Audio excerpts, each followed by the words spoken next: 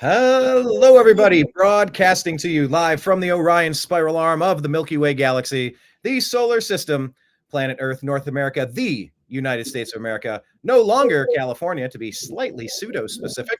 My name's Brian Engelman. That is Mike Bara, and this is Strictly Football.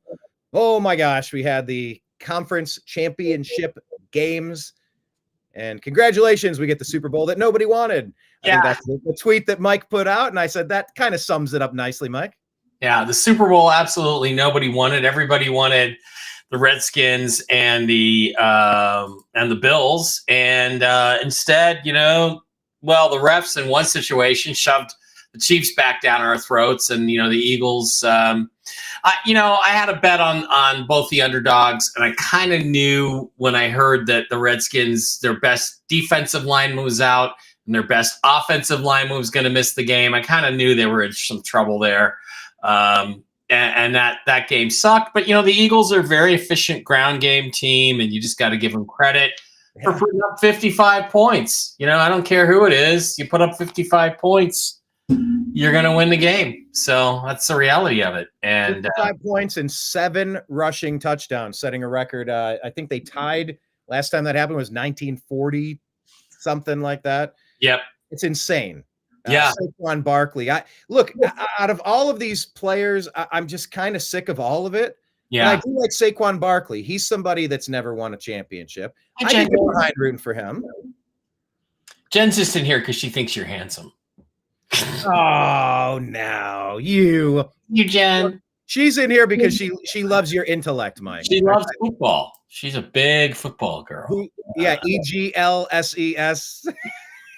I think that's what I titled this. I said the Kansas City Cheats go Eagles battling the EGLSES. The Eagles, and I mean, it's the Super Bowl nobody wanted, but the Eagles kind of forced the issue with their great ground game. And if Saquon Barkley isn't one of the most exceptional backs in the last 20 years, I don't know who is. He's very special. And the problem is the Jets never got out of him what they should have gotten out of him. They never really used him properly and not like the Eagles are. So it's you said Jets, but you meant the Giants. I meant the Giants. But in your sixth year in the league, it's pretty wild. It's pretty wild at that age that you're playing that well. And you know what? I mean, look, the Giants got rid of Saquon. They didn't think that he was they knew he was a difference maker, but let's be fair with Saquon. He had been oft injured.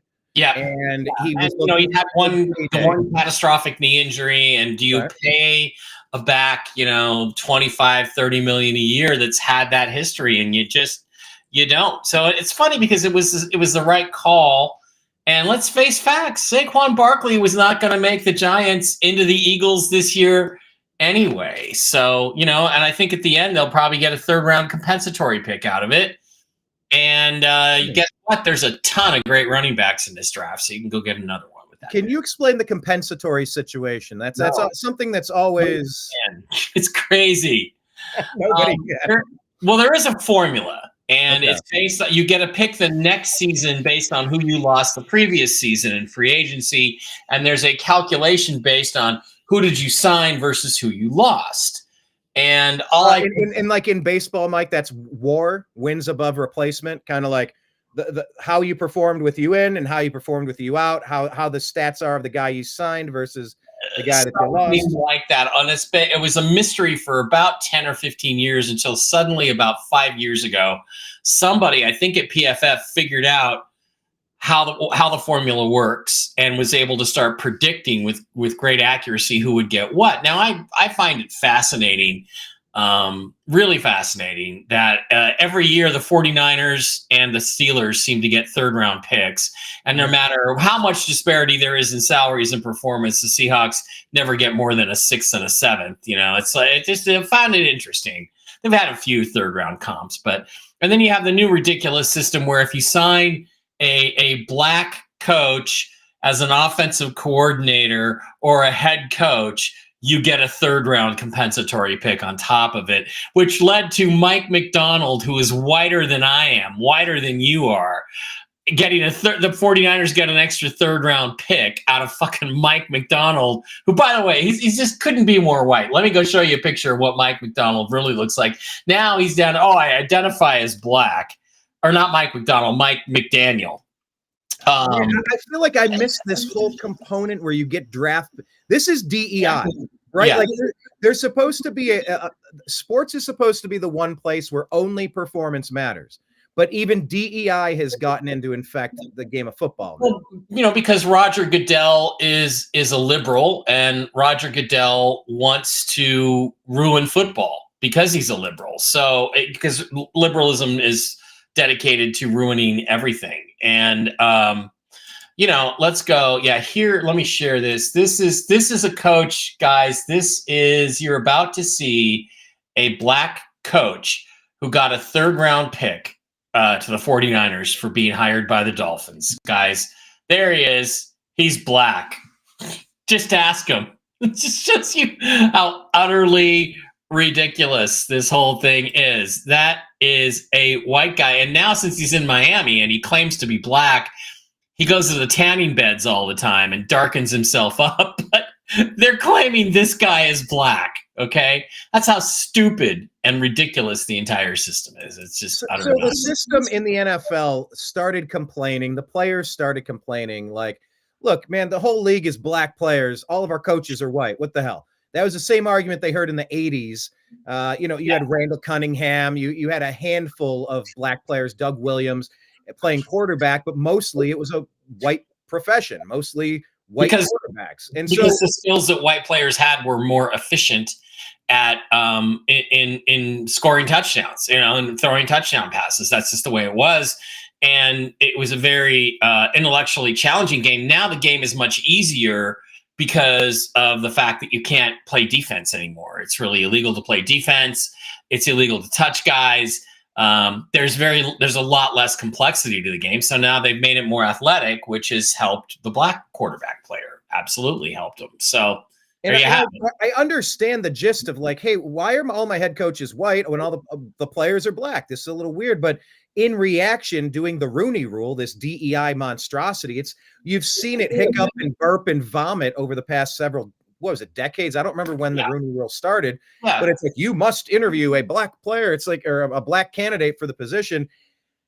And now they're giving draft picks away if you hire people based on what they look like instead of what they have to offer. It's affirmative action, which President Trump just made illegal and reversed. So it's basically illegal. And I hope somebody sues the NFL over it, some white coach. Yeah, the idea is, well, we want 80% of the coaches to be black. Look, coaches should be hired based on whether they're good or not. There's some really good black coaches. There are a lot more shitty black coaches than there are good ones. There's a lot of good white coaches that no longer can really get a job or a chance at a job. So it's ridiculous. It's just, DEI nonsense, and it's time to move on from it, especially when it reaches the absurdities of the levels I just exposed with Mike McDaniel. I mean, come on. Guy's white through and through. So then would the counter to that say that we need 80% of the NFL rosters to be white? Like, all you have to do is reverse the roles, and it sounds absurd. Yeah. If it sounds absurd by taking away one racial identification marker or one sexual preference or one religious preference and reversing it to something else or just mixing and matching, if it sounds absurd when you mix it, it's kind of an absurd policy. By the way, 2003, the Rooney Rule was put in, and I guess you have to interview two diverse candidates. White people can't be diverse. I mean, I'm made up of a million different things. White people are the ones with a different eye color and the different hair color, so the diversity is all white Caucasians. It's not blacks and Hispanics. They all have dark brown eyes and brown hair, and we have green eyes, hazel eyes, blue eyes, gray eyes. It just goes on and on. Red hair, blonde hair, brown hair, light brown, dark brown, dirty blonde. So if you want to make it that way, but yeah, I agree with you. I think it should be proposed that they should change the rule so that 80% of the rosters have to be white, or whatever percentage of the coaches are white. That's the percentage of your roster that has to be white. Let's go all the way if we're going to do this absurdity, right? But that's the point. The only way that you stop the absurdity is by pushing it to the extreme and actually going for it. Right. Once you do the thing, then you realize, look at the Los Angeles Fires, Mike. I mean, I lived out there for a lot of years, and they were pumping all of this energy into, well, who are you sleeping with, miss? Well, who are you into? Well, what? Let me see the color of your skin. I don't care about what was that lady in that video said, well, if your husband needs to be carried out by me, then he got himself into a bad position. And it's his own fault. We're like in a Saturday Night Live skit instead of focusing on fires or focusing on football. Right, exactly. So, and again, it could also come down to, look, if I was a team owner and I had fired my coach and wanted to bring in a new coach, I have a friend I grew up with in school, and we became unfriends because of Trump, because he's brainwashed. He's got TDS, but his name is Otis Pimpleton. So I'll tell you what I would do is, if they said you have to, under the Rooney Rule, you got to interview a black coach, I would bring in Otis Pimpleton to interview. Well, there's my black coach. I interviewed a black guy to be the coach. Otis didn't make the cut. Sorry, I hired a white guy instead. It's absolutely ridiculous. You should be able to hire who you want based on their merits. And it also goes with the assumption. The assumption is that black coaches wouldn't get hired because they're black, and there's no evidence that was ever the case, ever. Because guys want to win. Now they have women coaches. Some people are hiring women coaches. I'm sorry, that's absurd. Okay? No woman has ever played tackle football at any significant level, ever. They don't know anything. How can a woman be a football coach when she's never actually played tackle football against? Let me push back on that a little bit. I've never been president of the United States, but I think my takes on being president of the United States are pretty stellar. I think some of my foreign policy positions are stellar. I've never done that. So I don't know if it's necessarily a prerequisite. I don't know that every head football coach needs to have been a player. Maybe you just played Madden. Anybody could play Madden but every single one of them has been. Every single one of them has played. Every single one of them has played. I think at least college level. So they all play. I will say about the tokenism component there, the assumption that only minorities, you could just say non-whites. You don't need to say you can just say non-white, because it's just discrimination against white people. It's not like anyone is going to avoid getting a running back, wide receiver, or quarterback or coach if they look a certain way. They're not going to avoid a talented person because of what they look like. You want to win. The bottom line is that the NFL and sports in general used to be the place where you'd go to avoid politics. It was America. I think that the unhappy hour has become the place where we're battling and diving into all these societal ills and societal issues. But the fact of the matter is, it's been infested in here. Sports is supposed to be a pure meritocracy. They are who we thought they were, and we let them get away. Our record is who we are what our record says we are. That's it. And if there's a head coach or an owner that's not going to hire a talented head coach or even interview a talented head coach because they look a certain way, then screw that owner. They're going to lose more games, and they deserve to, because they're idiots. And that's going to be survival of the fittest right there. So there's been idiot owners over the years. That's for sure. Oh, that's true. And Dan Snyder being somebody who was forced out as well. We can talk about that game a little bit, just unpack what we learned. People talking in the chat over here about Treebeard saying, I really thought Jaden could do it. I thought Jaden could do it, but this is a first-year player on a team with some talented positions. Look, they had 3 turnovers. Okay, you turn the ball over 3 times in an NFC Championship game, you're going to fucking lose the game. So hang on to the fucking ball, guys, and that would have been a competitive game. And there's the other thing too, is there were 2 calls in this game that I think irretrievably changed the direction of the game. It was a close game. It was a 1-score game in the first half, in spite of the couple of turnovers. And then the Eagles were on a drive. It was 3rd down. They threw the ball to the end zone. The defensive back and the receiver were just grappling. They were both trying to make a play on the ball. Yeah. And the stupid, I hate to say it, DEI ref called pass interference in the end zone, which literally is just giving the Eagles a touchdown. He just gave them a touchdown by making that call. They would have had to settle for a field goal. And then on the next drive, there was the call where he beat, hitting the guy out of bounds when he wasn't out of bounds when he hit Saquon. He hit him in bounds. There's no disputing that. That gave them 15 yards and set up their next touchdown and made it, 31-15 or 27-15 at halftime, when it should have been within 6 points, a one-score game. And that, I think, changes the whole complexion of the game. Now, would the Eagles have still won? Almost certainly. But again, the referees changed the direction of the game, either through incompetence or through deliberate action sponsored by higher ups. And I hate to say that, but that's exactly what happened in those two games. Neither one of those calls was the right call at all, especially in a championship game. And even guys like Kurt Warner and Gene Steratore, they were like, I don't know why you would call that call in a championship game. It's a game-changing call. And, again, I think the referees are trying to, the agenda at the NFL offices is to get us used to the idea that the referees are going to decide who wins games, not the players on the field. So then the NFL can control the outcome.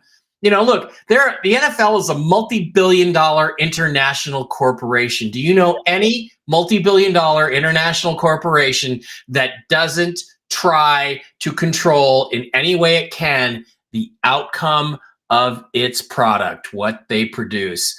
If you think the NFL is an exception to that rule, you are very naive, because it's the manipulation is pretty obvious. Yeah, there's a whole lobbyist industry that exists for multinational corporations to get what they want. It's all about greasing palms, bribery, blackmail, Epstein, Diddy, whatever it takes. You can either pay them or you can trick them and catch them in a spider web of, you better do what I say, or I'm going to release this, show this to your wife in the public. You'll never get elected again. Yeah. And again, I think I think that one thing that needs to really be looked into, and I'm just hoping in this new era that we're in, that these kinds of things get checked into, which is that, look at this whole thing with concussions, which cost the owners billions, by the way.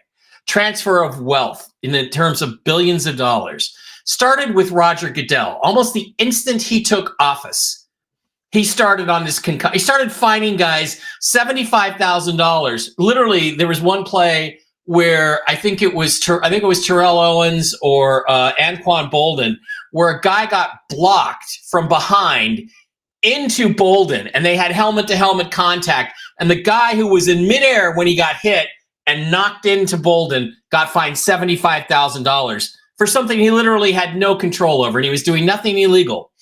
And you look into the law firms that benefited the most from these concussion lawsuits, and I guarantee you Roger Goodell has family and friends and former classmate connections to them. I think that's the biggest, most corrupt scandal in sports. And I really, really, really want to see somebody dig into it and get after Roger Goodell, because I think he's ruining football. And the best thing that could happen to football would be to erase everything he's ever done, including some of these stupid DEI rules, and get him out of football, because I think he's a criminal, to be honest with you. I really do. I think there's a lot to look into there as far as fixing the outcomes of games. I remember there was that big scandal with the game shows, and where they were giving people answers in advance and you get kickbacks and bribes, of course. Yeah, the 2015 film Concussion with Will Smith. Remember Will Smith from that famous slap? Yeah, look, I covered Junior Seau having his CTE, the chronic traumatic encephalopathy. I think the chronic brain bruise activity can it can add up. I think it can definitely ruin lives. And he shot himself in the chest. He told people, I'm preserving my brain, please. I haven't been the same since I played. I think it messed me up bad. I'm all for player safety. But when it comes to rigging the outcomes of games, that is something that I'm not okay with. And when we're talking about the Eagles and the Redskins game, look, Jaden Daniels, they went down there. There was like a 16-play, 18-play drive in the first quarter, chewed up, half of the first quarter on that first drive. Eagles held and stopped them. They got a three-pointer. And you're like, whoa, look at that. They marched down the field. It looks like they got something going. One play to Saquon later. One play later, Saquon hits a home run. and you're like, holy shit, for all that stuff that Washington just did, we're back to square one, and they're trailing by 4 points. Like, that is how powerful that Eagles team is. I'm not saying this changed the outcome of the game, but it definitely affected the outcome of the game. It affected the way the game was played, and it took any chance the Redskins had of covering, which would have helped me, away. It took it away. So again, we do not watch these games to have referees decide who's going to win. Okay. Right. We don't want. That's not why we watch the games. We want to not get that vibe in the Eagles game. 7 rushing touchdowns. The better team clearly won. They have championship pedigree. Again, the game might have been much more competitive, much more interesting than I might have made my bet if it wasn't for those 2 calls. I mean, those calls changed it from a 1-score game to a 3-score game. Bam, bam, and 2 calls in about 3 minutes apart. So. Well, even if you had 14 to the 23 that the Washington had, that would take them to 37. It was still 55 from the Eagles. That is somewhat insurmountable. However, I do take your point. Once you start messing with the vibe of the game, once you lose the momentum, the drive killers, I mean, it makes a big deal. But really, there were, what'd you say, 3 turnovers in the game? You can't have turnovers like that and expect to win. You just can't. Treebeard here is saying, I get that there are Eagles fans out there, but they're predominantly in the Philly, New England area. It also feels like the Kansas City Chiefs are the new Patriots in terms of being universally hated, and neither should win. I know. It's that. Good. I was going to say the Chiefs are hated far more than the Patriots ever were. The Patriots won because they were really good and they cheated. Okay. They spied on people's practices, that kind of things. They did not get favoritism from their officials. They did not. You can never say there was a game but that was 2001, and that kind of launched it. Under the interpretation, it was probably correct. But other than that, they didn't get calls. The Chiefs are only here because they continue to get calls that other teams do not get. They had 3 victories this year, including, you can say, the AFC Championship game on Sunday because of the officials. The Raiders game was in dispute until somebody from New York called in and they came in and said, oh no, wait, it's not illegal motion. It's another penalty where we can run the clock and end the game. I mean, it's just ridiculous. So, and it's happened year after year after year. When they played the Eagles 2 years ago, the defensive holding call, that play would never have been called. That determined that championship. That's Super Bowl. In the Super Bowl, there's no way the refs are calling that and literally handing the game to the Chiefs. And we don't know who would have won that game. We don't know if the Eagles would have won it, but they deserved the chance. So the Chiefs are far more disliked because of Taylor Swift and Travis Kelce and the just outright favoritism. And it's amazing because now you go through Twitter and you see again Kurt Warner, Mark Schlereth, Jason Whitlock, other people like that. They are looking at this, and there's people who are actually like NFL people that are getting paid to discuss NFL games that are now coming out and saying you just can't deny it anymore. That the refs deliberately go out there to help the Chiefs win. They're not denying it anymore. And I go back to the Cincinnati Kansas City championship game a couple years ago. The one that after the Bengals had beaten the Chiefs the year before, the Chiefs come back and win the next year, and there's a late hit on Mahomes out of bounds where he's not out of bounds, and they focus in on the Bengals coach, and he's calming his player down, and he goes, it's okay, it's rigged, and you can see him saying that, so everybody fucking knows. The games are rigged for the Chiefs, just like everybody knew that Tom Brady was deflating footballs. But again, look, if this is World Wrestling Federation, World Wrestling Entertainment, there you go. If this is wrestling and it's scripted, that's one thing. Are you not entertained? What does Larry say here? For entertainment purposes, are you not entertained? That's the new NFL. Like, I get it if you're just looking for a compelling product and a reason, an excuse to go have a couple soda pops with your boys down at the local tavern. Okay, fine. But with the amount of money that's changing hands because people are assuming that there's a product on the field that you can gamble on based on skill, Yeah. We're entering a weird RICO territory here. This is starting to become undeniable, Mike. I know it's low priority for the government at this time, but it needs to be part of the exposure of corruption, because clearly it's become corrupt. The NFL has become more and more corrupt. Hey, Gary, the NFL has become more and more corrupt the longer Roger Goodell has ruled over it. And I think you have to look at that and just say, this is just like not right. Nobody wants to see the Kansas City Chiefs win the Super Bowl again, especially under these kinds of circumstances. And again, I want to share. Let's go back to the Bills game. Let's talk a little football. Let's go back to the Bills game. Before we get to that, you made a point. Let me just touch on this. Now, I know it's a low priority, but wasn't President Trump kept from buying an NFL team? Isn't he he owned a USFL team? That is true. He probably has no love lost for the NFL, I would think.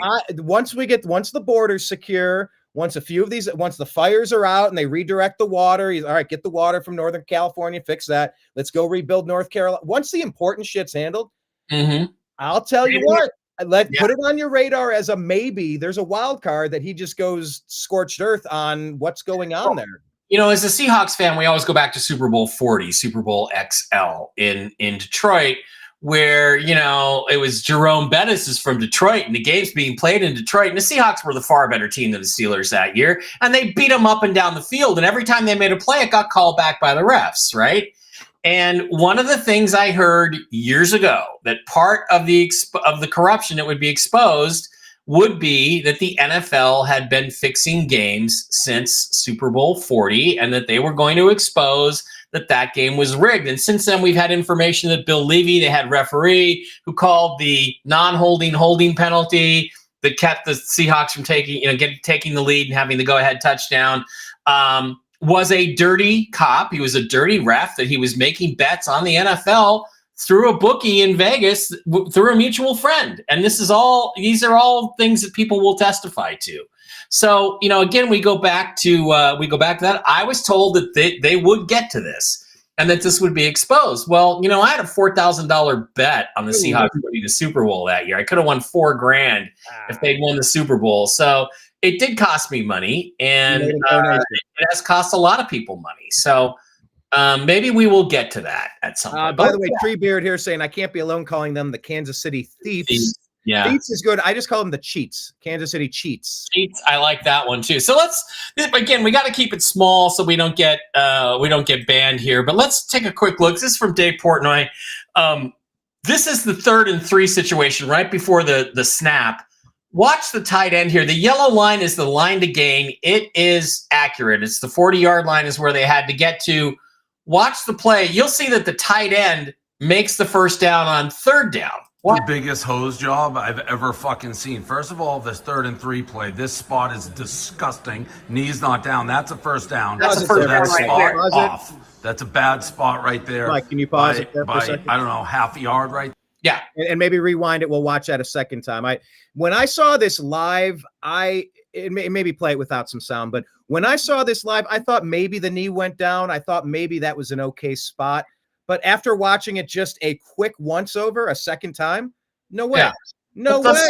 Let's take a risk and go bigger and just watch it. Maybe it's so big, we'll never know. Yeah. So again, 3rd and 3, gets it out here to Kincaid, the tight end. Clearly his knee's not down. He dives forward. That's a first down. He's across the line to gain right there. Then they get all spot. Can you go back one more time and see where this ref comes down on?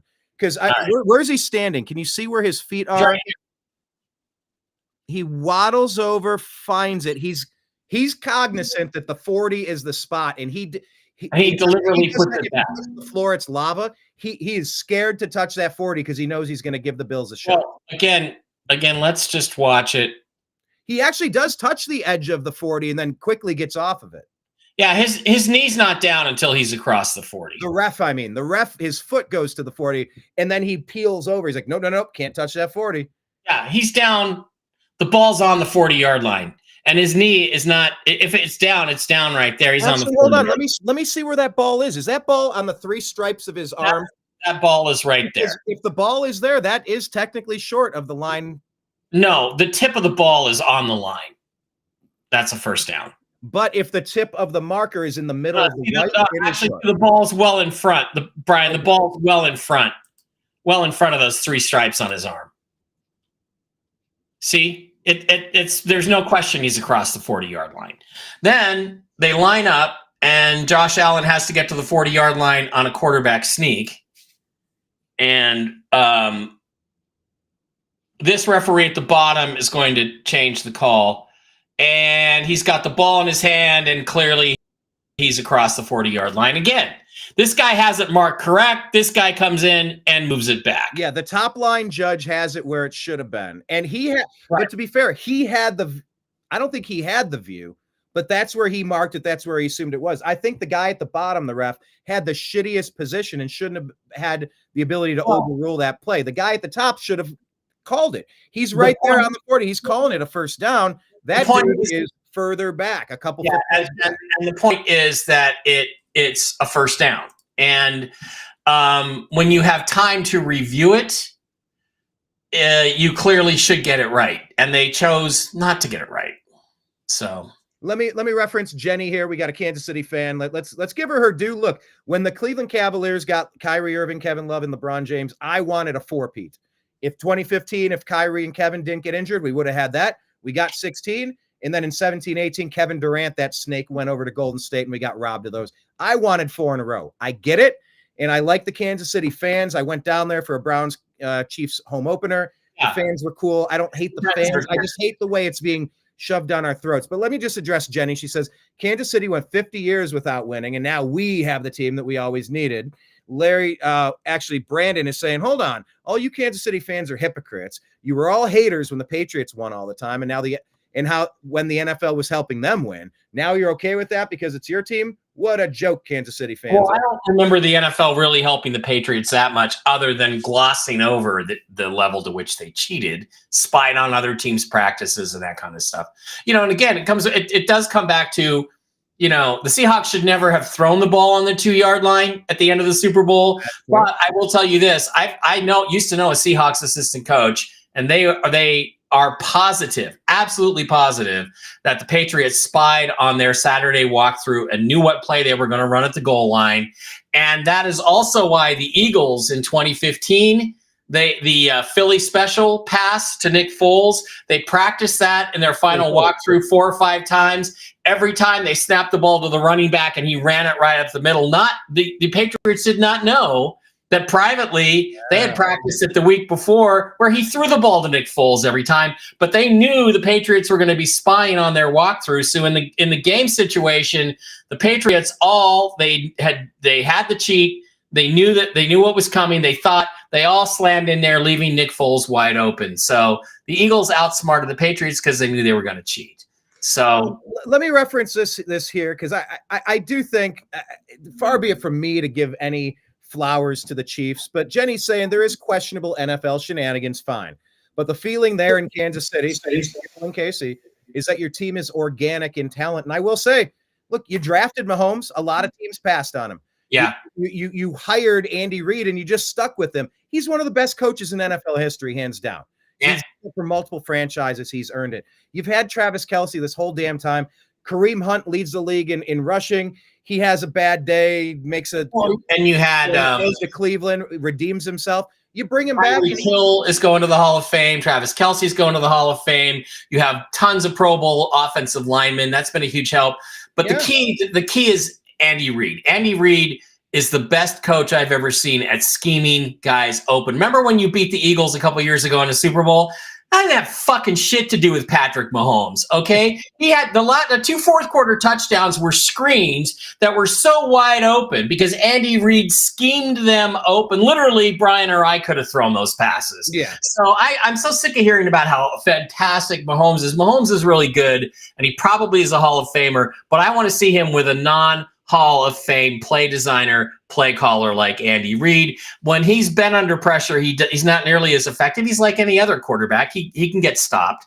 But, the thing is, when you're that good, you don't need all that help from the officials. It used to be, like I used to watch the NBA back in the 80s and 90s, And you knew when Kareem got his 5th foul, that was the worst thing that could happen to your team, because there was no way any ref was going to call Kareem for his 6th foul and take him out of the game. So everybody knew that Kareem would be able to do anything he wanted after he got his 5th foul in the game. So, it's the same kind of situation. And the thing is that this whole thing would be so much more interesting, actually, if it was, not winning every year, but trying to shove this three-peat down our throats when you're helping them win games with your officiating.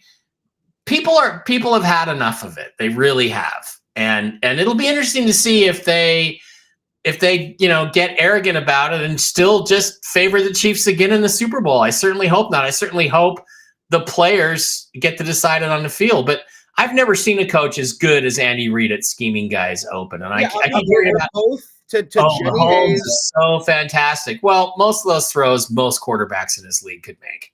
Yeah, and I've seen Mahomes run around, scramble. He does that little hippity hop scramble and just chucks it 50 yards downfield to a wide open Tyreek Hill across his body. Now that's a wild arm angle. Like, nobody should be able to have to defend that part of the field. But it's kind of like close your eyes and chuck it up. It's backyard football crap when he makes some of these ridiculous plays. Yeah. He hasn't been making a lot of those lately, if you notice. Now that Tyreek's been gone. Getting older. He's been in the league 6 or 7 years. He's taken a few more hits. He's slowing down a little bit. He's still an effective runner. But, again, just look, I seriously think the Bills win that game if the game is properly officiated. It's that simple. I will add this about the Bills, though. They kept running that Josh Allen sneak off to the left guard. It wasn't working. They did it. They kept going back to the well over and over. And it's like the definition of insanity is calling the same play that's not working and expecting a different result. The wide receiver screen behind the line of scrimmage. The whole premise of that is that you get the defenders to go downfield, creating space that your guy can now run into. But the Chiefs weren't playing soft. They were like, there was, every time they've tried the wide receiver screen, there were 3 Chiefs just standing there waiting for it. Like they knew what the play was. And again, it continued to not work. And their idiot OC kept calling it. But let's just come back to it. Okay. Let's see if we can find that catch. I'll try to go look for the catch. Oh, I think I have it queued up right here. Okay. I just got to switch out of that. I had it right here.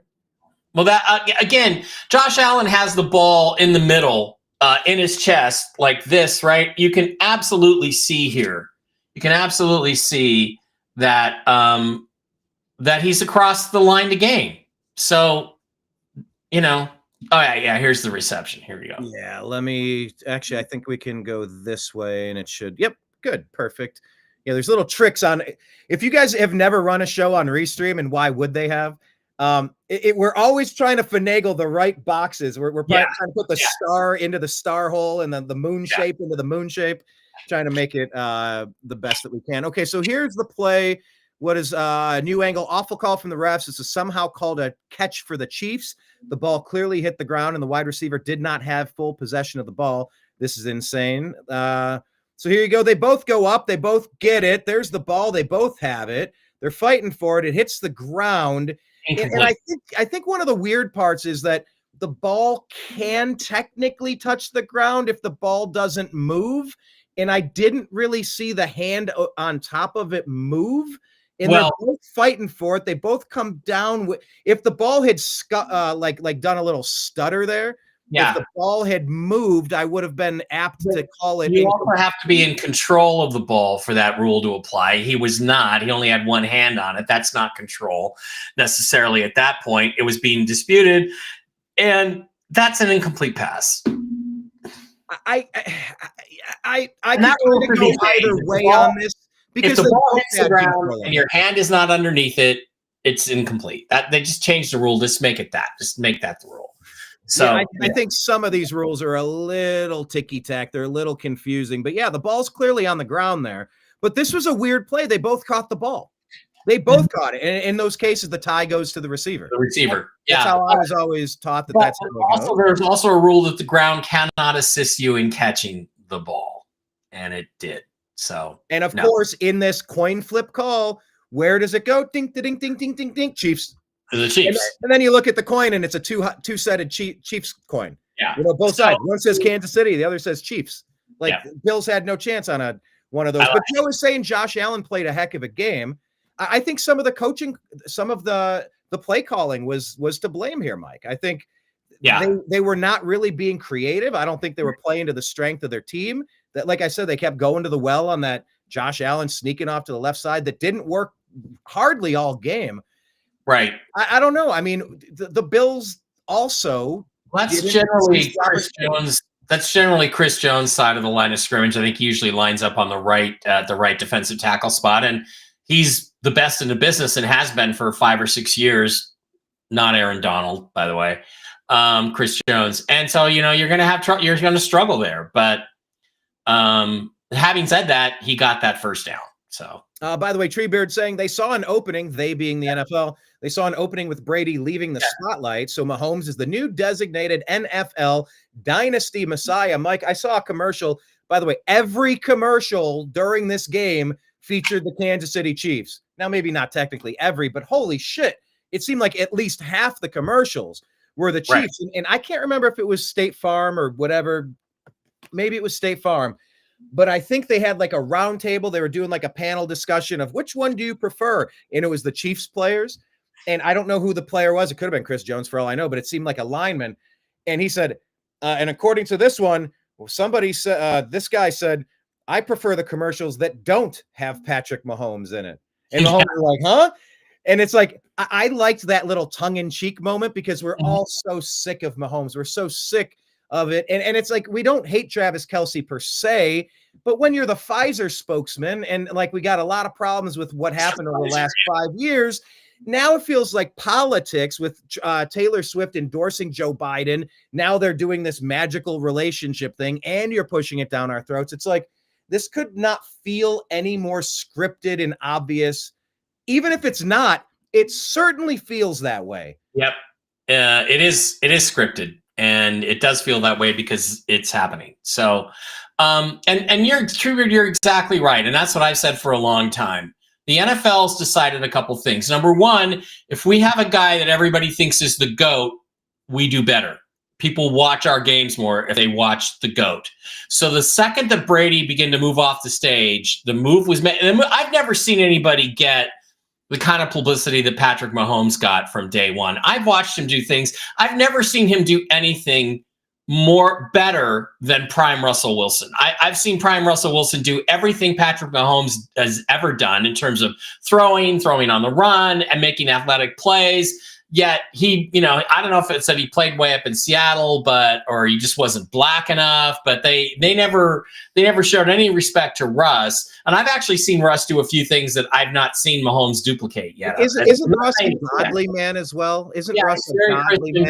Very godly. The NFL hates that for some reason. They hated Tim Tebow for some reason. That's why so many in the press hate Russell Wilson and have never voted for him. Never got a vote for MVP, much less won it. If he played on the East Coast and was a douchebag, didn't go to church, he would have won 2 or 3 MVPs. But the point I'm making is they just anointed Mahomes as the next GOAT, and the NFL has now focused everything on convincing people he's the GOAT over Tom Brady because they feel like they're more marketable if they have a GOAT out there. So now Mahomes has to be the GOAT. And why do they pick him? Well, they picked him partly because he's with a good team and a good coach, and he's part black. So, now we have to have a black GOAT instead of a white GOAT. So it's kind of like the whole Michael Jordan thing. I don't know how, and people are going to get upset with me, but I'm going to tell you the truth. I don't know how Michael Jordan ever got to be considered the GOAT in the first place, to even be in the debate with LeBron, because he wasn't even the best player of the 80s. Magic Johnson was. And Larry Bird was better than Michael Jordan. And Michael Jordan never beat either one of those guys the first 6 or 8 years he was in the league until they were over 30 and they got injured. It's this whole 1990s ESPN NBA thing where Jordan, they even voted Jordan the best athlete of the 20th century over Muhammad Ali. Are you fucking kidding me? He wasn't even the best basketball player, as I just said. He was third. It was also Gatorade. But if I could be like Mike, it was also Space Jam. It was also every damn commercial. Remember the one with Bird, the commercial off the ceiling, off the crossbar, Yeah, nothing but yeah. that. Yeah, You know, exactly. I mean, like they were expert at marketing that, but I mean, to be honest, I was a Cleveland Cavalier fan, and I hated Michael. I hate it because the Cavaliers with Brad Daugherty, Larry Nance, Mark Price. There was no better point guard in the league than Mark Price, and Isaiah Thomas will tell you that for like 2 or 3 years there. For a period of time, Jordan Mark kept Price getting was the in best the point way, guard. Yep, and they say, Mark "Oh, Price. Jordan surmount. Oh, he got past all these insurmountable things." It's like if you breathed on Jordan incorrectly, they would call a whistle. Oh yeah, I saw Magic play live many times. I saw Bird play live, and I saw Jordan play live. And of the three, Jordan was third. And it was the same thing. You couldn't even breathe on Michael Jordan, and he was going to the free throw line.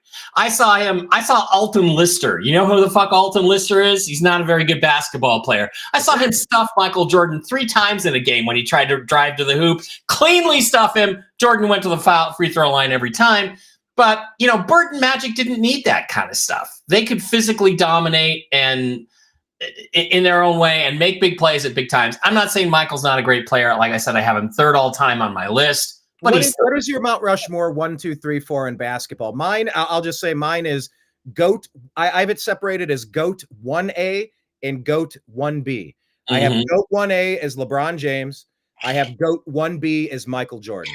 Well, and then there's then there's a list of people that it's going to be hard to pick 3, 4, 5 because there's so many great players underneath that upper echelon. What's your top 4? Well, I actually have a starting 5, and I say, look, it's Magic, Larry, Michael, Kareem, and Kobe in that order, top 5, and that's the top 5 by a wide margin. There's a lot of other great players over the years, but those guys. They were ultra competitive. They played big in the biggest games. They could do things that guys never before or since have been able to do. So that's it. But back to Mahomes, I agree with you. Mahomes is now being pushed for various political reasons as the new GOAT, and the NFL thinks they have to have a GOAT to market their product.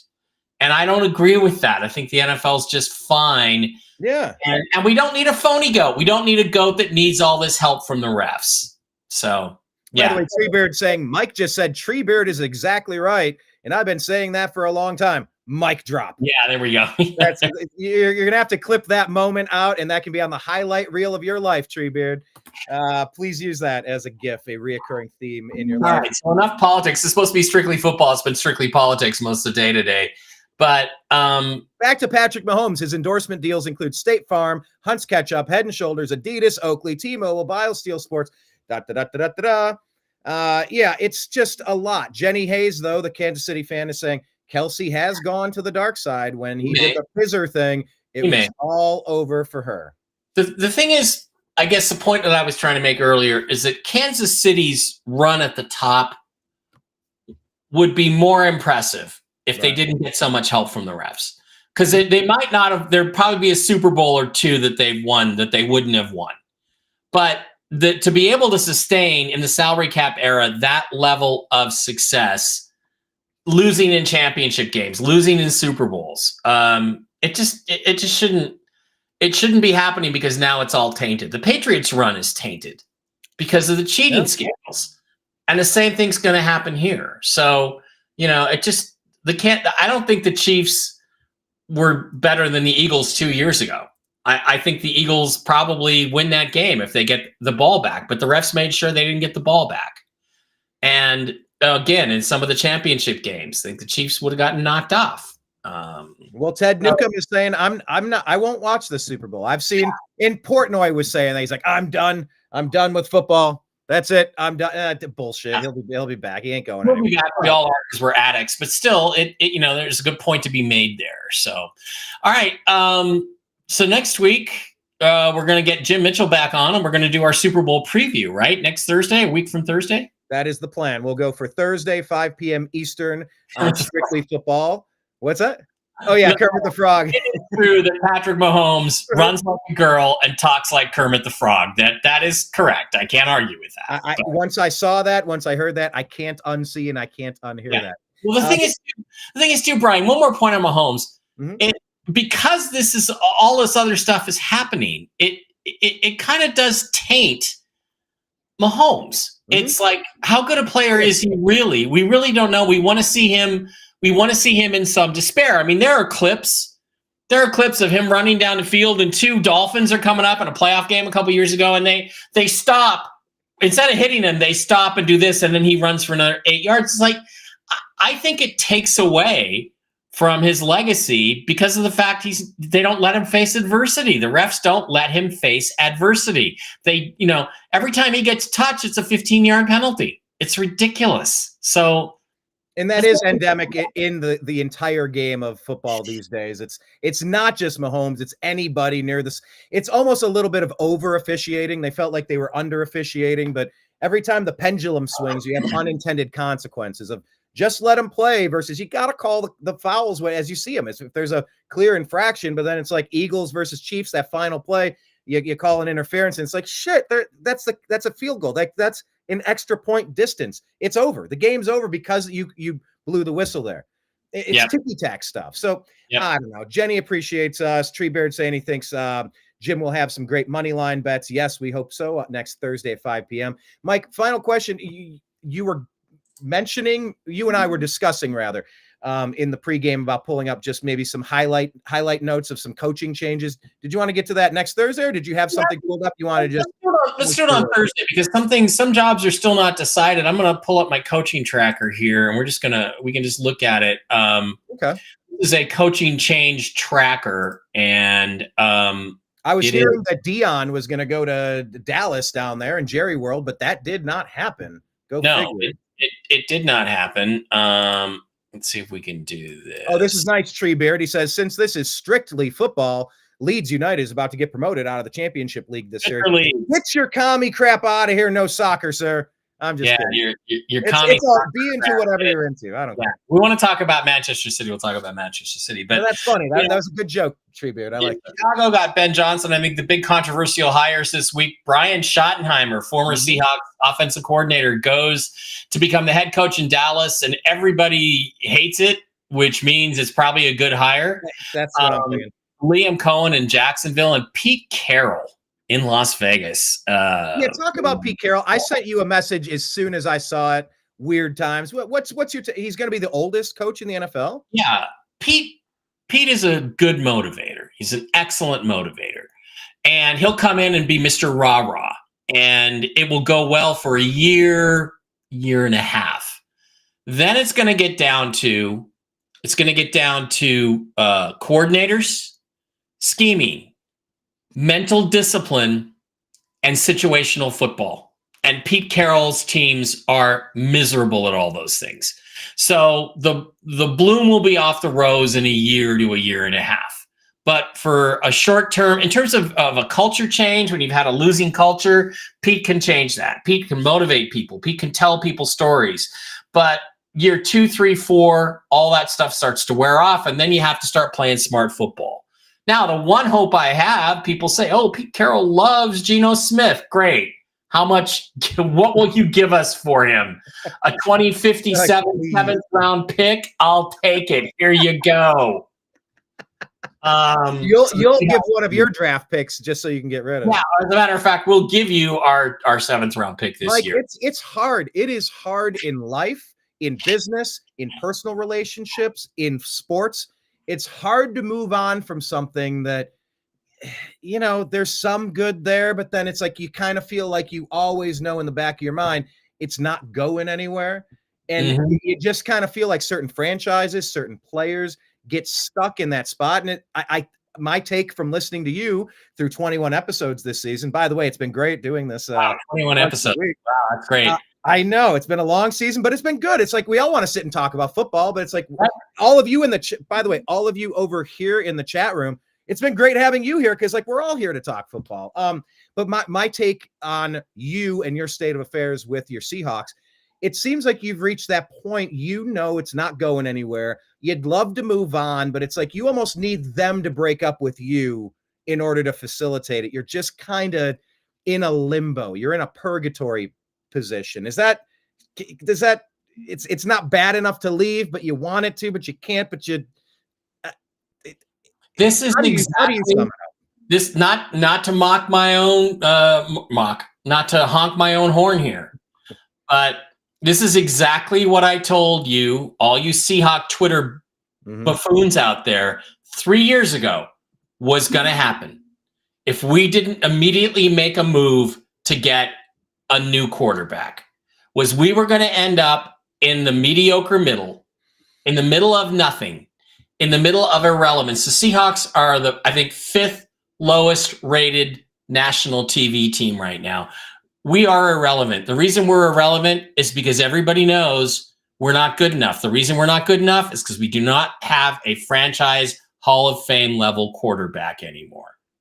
We traded him away and literally have done nothing to try to replace him. So welcome to purgatory. Welcome to the NFL wilderness. We're about to become the Washington Redskins of the last 15 years, where quarterback after quarterback, you go through them. You're not bad enough to get a top one in the draft, and you're not good enough purgatory to be a contender. So you're just stuck in the middle and you're irrelevant. Welcome to irrelevancy, Seahawks fans. This is where we should not have been. This is where we ended up because of John Schneider and Pete Carroll. Welcome to torture. Welcome to hell. Nothing will change until we prioritize the quarterback. And, you know, Brian, I had a joke mock draft. The Seahawks had 9 picks. I did a mock draft on PFN or one of them. I picked 9 quarterbacks. This is my mock draft, praying that one of them is good enough to get us over the top. And that's almost literally what we need to do. But you try to talk to Seahawks Twitter about it, and they're insane. They're like, oh, well, you know, why would you trade Leonard Williams? You know, Rob Staten got after me. Why would you trade? He's a Seahawks guy. Why would you trade Leonard Williams? That's crazy. That's stupid. It's like, oh, it's stupid to trade a 31-year-old guy who should have been all pro this year, not just Pro Bowl, but all pro. 16 tackles for loss. He's 31 years old. You can save $18 million under the cap by trading him. You know why? Because in 3 years, he's going to be 34. He's not going to be this good. And you're not going to win the Super Bowl in between because you don't have a quarterback. So, yeah, I get heat for that. I don't care. I'm just trying to, again, I bring the truth, guys. And the truth is the Seahawks are irrelevant and will remain so until they go find themselves that quarterback that can make a difference, because that's what makes people want to watch your team. That's what makes national networks want to watch you. Everybody's complaining about the fact that Leonard Williams didn't go to the Pro Bowl.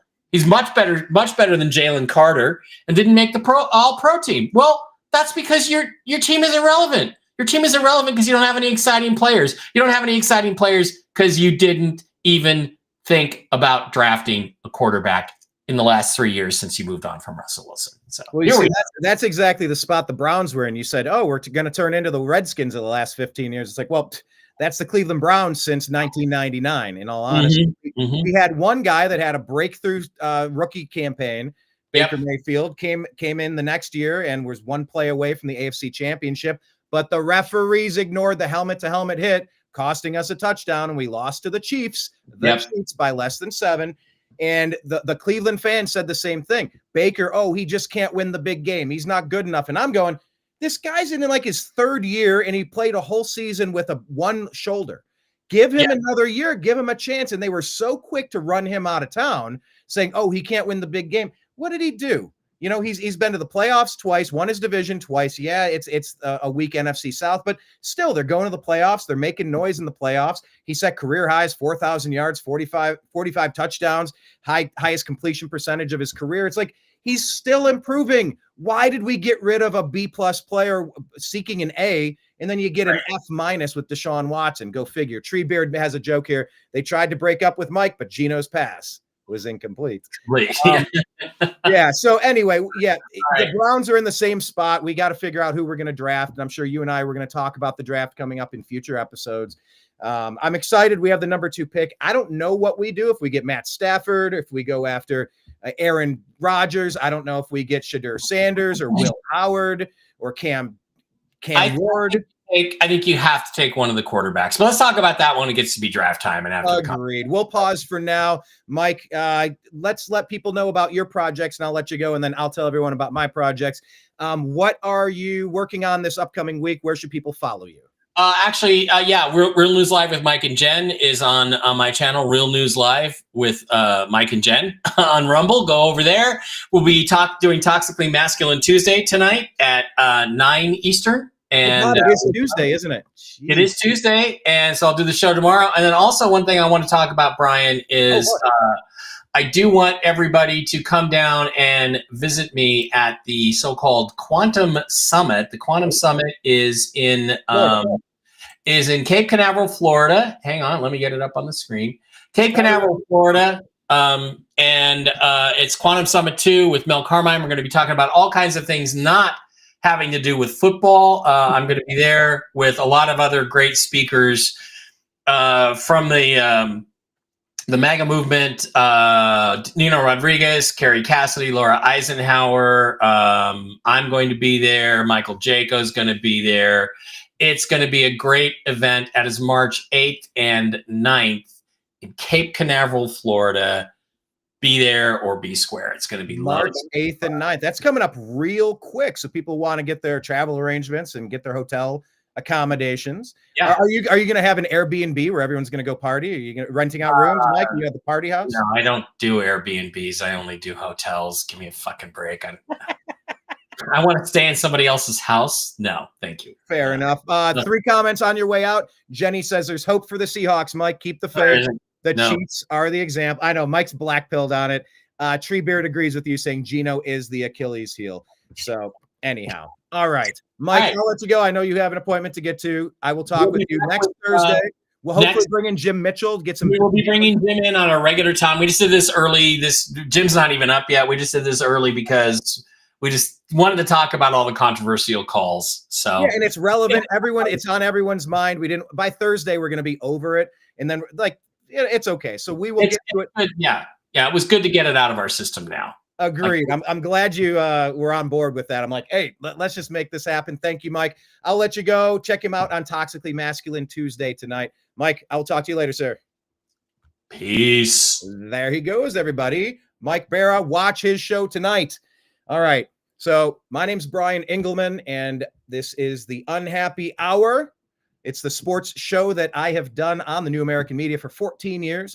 I'm an Indians, Cavs, Browns, and Buckeye fan, so I've had a lot of unhappy interactions at the bar, both as a customer and as a bartender. So that's why I named it the Unhappy Hour Sports Show.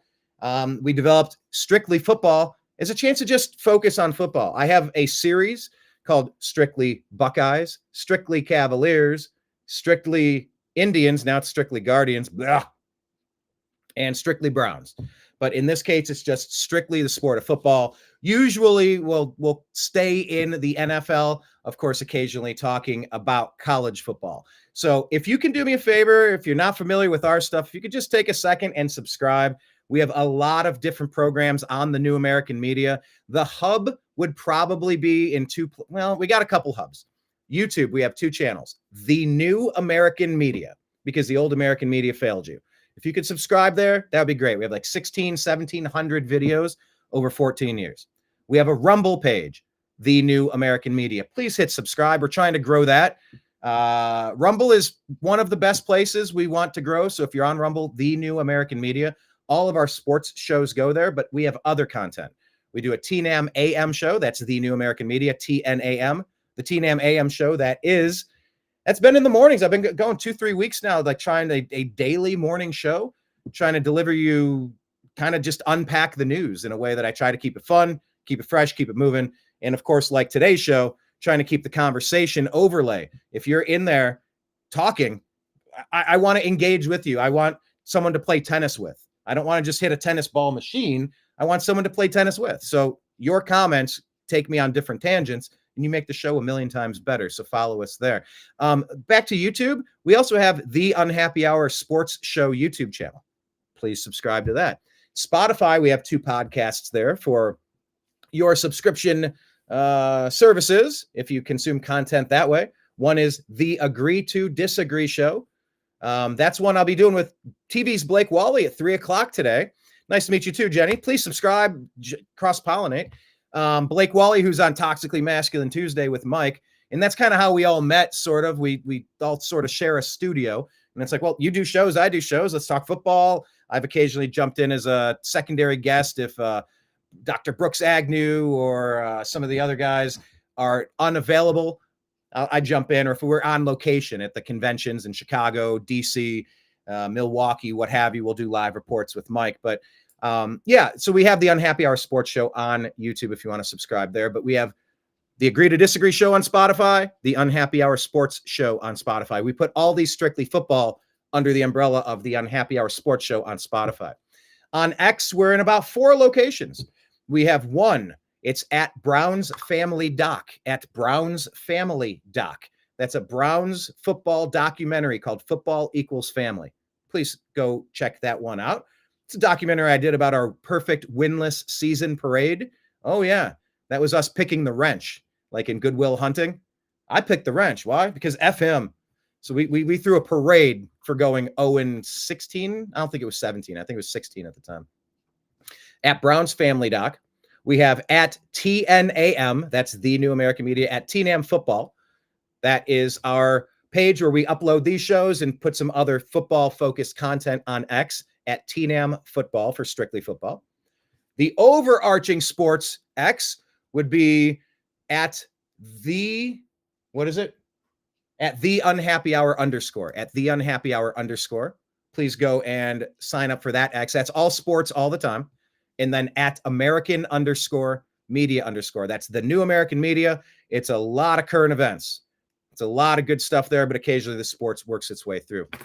So yeah, follow us in all the places. Also Truth Social, the New American Media, Instagram, the New American Media page, Facebook, the New American Media page. And of course, if anybody out there wants to participate in assisting us in our endeavors, the 3 places to do so are on patreon.com/the New American Media. Buy us a cup of coffee a month or contribute in more significant ways. They're all appreciated. On Venmo, it's at Brian Engelman, BrianEngelman.